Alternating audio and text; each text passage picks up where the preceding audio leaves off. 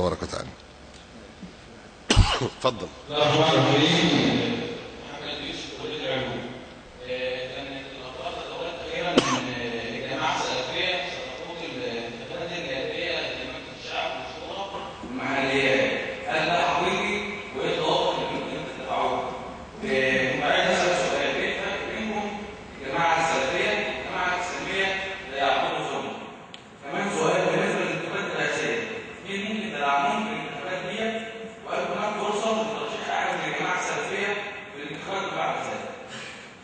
كما ذكرت في إجابة السؤال الأول، هو أن إحنا بالتأكيد هيكون في قدر من المشاركة السياسية بأي طريقة، لكن حدودها يعني لوجود ضبابية حتى في ضوابط تكوين الأحزاب. لغاية النهاردة كل الأمور بتتغير.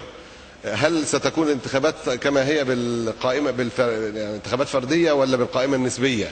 مسألة كل هذه الأمور لما تتضح هيكون لنا موقف محدد، لكن احنا بالتأكيد لابد من مشاركة سياسية، أولها المشاركة في الاستفتاء. خوض الانتخابات يعني هذا أمر مطروح للبحث ومتجه على الأقل لاختيار الأفضل، إن لم يكن هناك مرشحين بالفعل سلفيين هيكونوا موجودين في الانتخابات. لكن كما ذكرت التقرير النهائي بعد وضوح رؤية وبعد تشاور بين أهل العلم.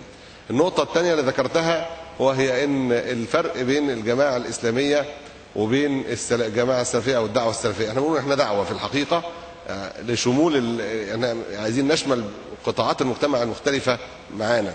بنقول الفرق ده كان قديم، مبني على الفكر الصدامي الذي تبنته الجماعة الإسلامية في الصعيد.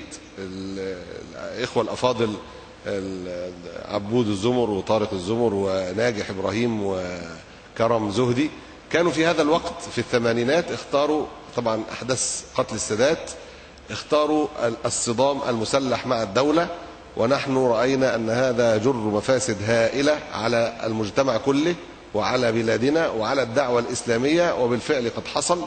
هذه المفاسد انتهت بمراجعات الجماعة الإسلامية في التسعينات. الجماعة الإسلامية التراجعات بتاعتها دي كانوا الإخوة قرروها قبلها بسنوات عديدة. قرروا مبادئ مراعاة المصالح والمفاسد، مراعاة قضية القدرة والعجز في تغيير المنكر، قضية حرمة الدماء، لأن احنا عندنا الشرطة والجيش هم أبنائنا في النهاية، ما هماش أعداء لينا. احنا بنقول نحب كل المسلمين وإن اختلفنا معهم، ونعادي الكفار والمنافقين يعني كما أمرنا، وإن كانت يعني مصالحنا أحيانا مرتبطة بهم، ولكن قضية إن احنا نحب في الله ونبغض في الله. أعتقد أن مساحة الخلاف قلت جدا الآن بعد التراجعات التي وقعت في التسعينات، ولكن يبقى بعض التصورات التي لابد من البشر أن يختلفوا فيها في معالجة القضايا المعاصرة. السؤال الثالث، هل منتظر أن حد سلفي يترشح للانتخابات الرئاسة؟ أظن أن هذا بعيد جدا، وليس هناك يعني تصور لذلك يعني في القريب العاجل. لكننا بالتأكيد سنختار من يحافظ على هوية البلاد الإسلامية ويكون نظيف اليد ولا يحارب العمل الإسلامي ولا يعيد مفاسد النظام السابق، يمنع من إعادته بكل طريق، يمنع من إعادة الظلم الذي تعرضنا له أكثر من يعني غيرنا. وبالتأكيد يعني احنا النهاردة جينا هنا ازاي؟ جينا هنا بأن احنا كنا ممنوعين قبل ذلك، وإلا فما كانش فيه فرصة أبدا للحوار بهذه الطريقة.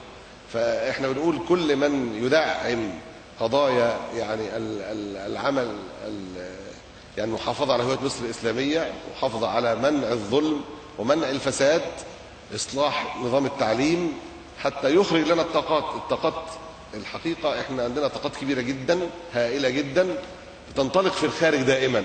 لماذا تنطلق في الخارج؟ لأن مش متاح لها مجالات العمل المفتوح في بلادنا. نريد إصلاح التعليم، إصلاح الإعلام، إصلاح المؤسسة الأمنية، كل ده اللي هيحقق أكبر قدر منه ويكون ده من ضمن أولويات برنامجه، احنا هنكون مؤيدين له.